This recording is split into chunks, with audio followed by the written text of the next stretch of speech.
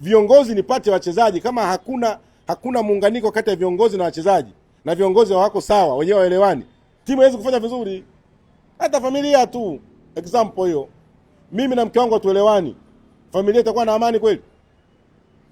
Hawezi kuwa na amani. Watoto watakuwa wanaenda shule wana amani kama nagombana kila siku na mke wangu, na watoto wanaona.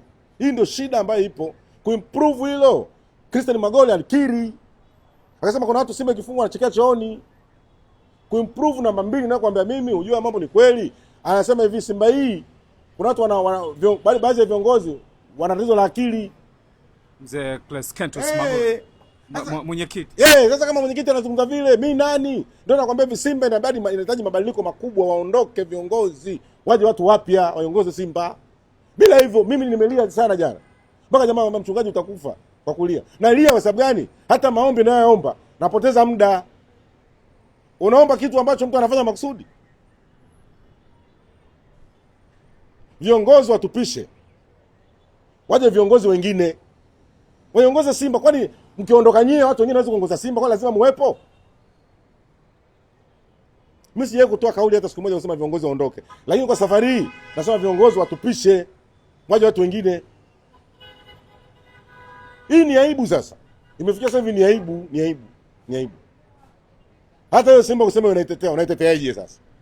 Katika mtu ambaye anaongoza kuitetea Simba, mimi naishi na naitetea Simba kwa kila hali. Nikienda kwenye redio huko kubwa mpaka wananiuliza kwamba wewe umelishwa nini? Natetea mpaka watu wananicheka. Ni aibu.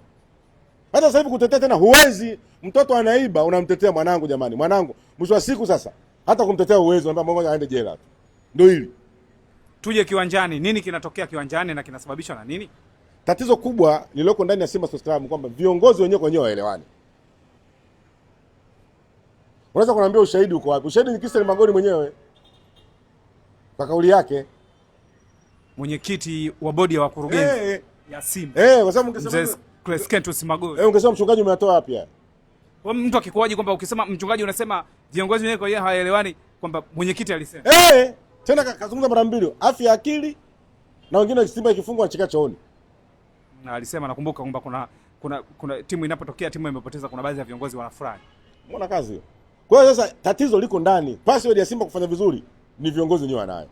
Simba kufanya vizuri au kufanya vibaya, viongozi ndio waamue wenyewe. Password yanayo. Sasa mimi nauliza swali. Kwani ile Simba imezaliwa nyinyi muongoze? Kwani wale wako huko pembeni, na maana wao hawana akili, ndio mna akili pekee yenu? Kisheria au kiweledi kwa mtu wa mpira, kwa mechi ya jana ingebidi aseme kwamba kuanzia leo mimi najiuzuru, waje watu wengine.